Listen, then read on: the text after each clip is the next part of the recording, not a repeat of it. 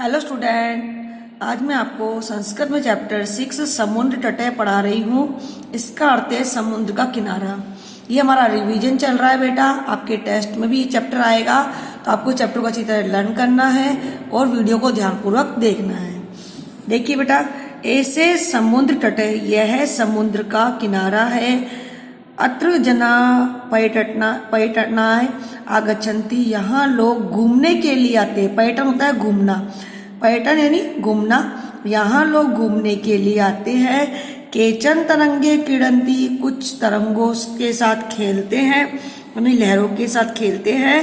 केचन च नौकाभि जल विहारम कुर्वन्ति, और कुछ नावों के द्वारा जल विहार करते हैं, यानी कि पानी में घूमते हैं। तेसु केचन कंदुकेन क्रीडन्ति, उनमें से कुछ गेंद से खेलते हैं। बालिका बालका च बालुका भी बालुका गृहम रचयन्ति, बालक और बालिका जो है वो रेत से मिट्टी का घर बनाते हैं।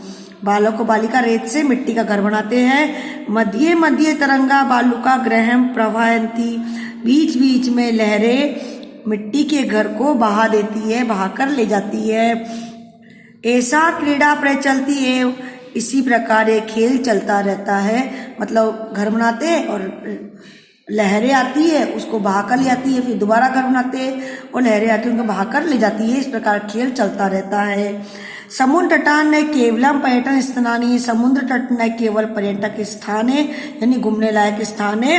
अत्र मत्स्य जीविन अपनी स्वजीविका चलती, यहाँ पर जो मछुआरे हैं ना, वो अपनी जीविका चलाते हैं। मछुआरे मछली को पकड़कर अपना जीवन निर्वाह करते हैं। पुनः रिपीट कर रही हूँ हिंदी। यह समुद्र किनारा है, यहाँ पर लोग घूमने के लिए आते हैं। कुछ लोग जो है वो लहरों से खेलते हैं, कुछ नावों के द्वारा जल विहार करते हैं। उनमें से कुछ गेंद से खेलते हैं। बालिका और बालक रेत से मिट्टी के घर बनाते हैं। बीच बीच में लहरें मिट्टी के घर को बहाकर ले जाती है। यह खेल चलता ही रहता है। समुद्र तट न केवल पर्यटक स्थान है, अपितु यह मछुआरों के अपनी जीविका चलाने का साधन भी है। मतलब मछुआरे यहाँ पर मछलियां पकड़ के अपना जीवन निर्वाह करते हैं। अस्माकम देशे बहवे समुद्र तटा सन्ति, हमारे देश में बहुत सारे समुद्र के किनारे हैं। एतेषु मुंबई गोवा कोचीन कन्याकुमारी विशाखापट्टनम पुरी तटा अति प्रसिद्धा सन्ति, उनमें से मुंबई का, गोवा, कोचीन, कन्याकुमारी, विशाखापट्टनम और पुरी तटा, ये सब जो किनारे समुद्र किनारे प्रसिद्ध है। तो कौन कौन समुद्र किनारे प्रसिद्ध हमारे देश में? मुंबई, गोवा, कोचीन, कन्याकुमारी, विशाखापट्टनम, पुरी तटा। गोवा तट विदेशी पर्यटक के वे समधिकम रोचते, गोवा किनारा विदेशी पर्यटकों को सबसे अधिक पसंद आता है। जो गोवा तट है ना, गोवा तट जो है समुद्र किनारा है, वो विदेशी पर्यटकों को बहुत अधिक पसंद आता है।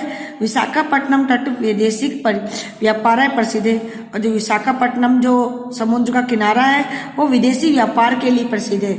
वहाँ पर विदेशी बिजनेस ज़्यादा होता है। कोचीन तट, जो कोचीन तट है वो नारियल फल के लिए जाना जाता है। जो कोचीन तट है वो नारियल फल के लिए जाना जाता है। और मुंबई नगर से जुहू तट है, मुंबई नगर का जो जुहू तट है उसमें सभी लोग स्वच्छंद रूप से, मतलब स्वतंत्र रूप से घूमते हैं। मुंबई नगर के जुहू तट में सभी लोग स्वच्छंद रूप से घूमते हैं। चेन्नई नगर से मेरिना तट, चेन्नई नगर का जो मेरिना तट समुद्र तट है, क्या नाम है? मेरिना तट समुद्र तट है। वह देश के सभी समुद्रों में सबसे बड़ा है। हमारे देश के जितने भी सागर है उन सब में सबसे बड़ा कौन सा है? चेन्नई नगर का मेरिना तट। क्वेश्चन बनता है बेटा ये, पुनः रिपीट कर रही हूँ। हमारे देश में बहुत सारे समुद्र तट है, उनमें से मुंबई, गोवा, कोची, कन्याकुमारी, विशाखापट्टनम, पुरी तटा, ये अधिक प्रसिद्ध है। जो गोवा का समुद्र तट है ना, वो विदेशी पर्यटक को अधिक पसंद आता है। विशाखापट्टनम का समुद्र तट है वो विदेशी व्यापार के लिए प्रसिद्ध है। कोचीन का जो समुद्र तट है वो नारियल फल के लिए जाना जाता है। और मुंबई नगर का जुहू तट, यहाँ पर लोग स्वतंत्र रूप से घूमते हैं। चेन्नई नगर का मेरिना तट है वो देश के सभी सागरों में सबसे बड़ा समुद्र तट है। भारत से त्रिशुषु, भारत की तीनों दिशाओं में समुद्र तट है। भारत की तीनों दिशाओं में क्या है? समुद्र तट है। अस्माद एव कारणात्, इस कारण से भारत प्रायद्वीप कहलाता है। तो भारत प्रायद्वीप क्यों कहलाता है? कि भारत तीनों ओर से समुद्र से घिरा हुआ है, इसलिए भारत देश प्रायद्वीप कहलाता है। पूर्व दिशायां बंग सागर, दक्षिण दिशायां हिंद सागर, पश्चिम दिशायां अरब सागर। पूर्व दिशा में बंग सागर है, दक्षिण में हिंद महासागर और पश्चिम में अरब सागर है। एतेषां त्रयाणाम, इन तीनों सागरों के संगम कन्याकुमारी तट में होता है। ये तीनों जो सागर है ना, ये कन्याकुमारी तट पर जाकर मिलते हैं। अत्र पूर्णिमाया चंद्रोदय सूर्यास्त युगपदे द्रष्टुम शक्यते। यहाँ पर पूर्णिमा का चंद्र उदय और सूर्यास्त, यानी कि पूर्णिमा का चंद्रमा का उदय और सूर्यास्त दोनों को आप एक साथ देख सकते हो। कहाँ पर देख सकते हो? कहाँ पर? कन्याकुमारी के तट पर आप चंद्रमा का पूर्णिमा के दिन चंद्र उदय और सूर्यास्त आप दोनों एक साथ देख सकते हो, यानी चंद्रमा का उगना और सूर्य का अस्त होना दोनों आप एक साथ कहाँ पर देख सकते हो? कन्याकुमारी में। कब देख सकते हो? पूर्णिमा के दिन। ठीक है, हमारा चैप्टर कंप्लीट हुआ। अब हम सब वर्ड बिन देखेंगे। समुद्र तट का तो समुद्र किनारा पर्यटन है घूमने के लिए। तरंगे लहरों से, नौका भी यानी नौकाओं के द्वारा, जल विहारम जल क्रीड़ा, बालू का भी बालुआओं से यानी मिट्टी से, बालू का ग्रह मिट्टी का घर, मध्य मध्य बीच बीच में, प्रवाहयंती हैं धो देते बहा देते, प्रचलती चलती रहती है, पर्यटन स्थानी घूमने की जगह, मत्स्य जीवीन मछुआरे, स्वजीविका अपनी जीविका को, चालयंती चलाते, अति मतलब बहुत अधिक,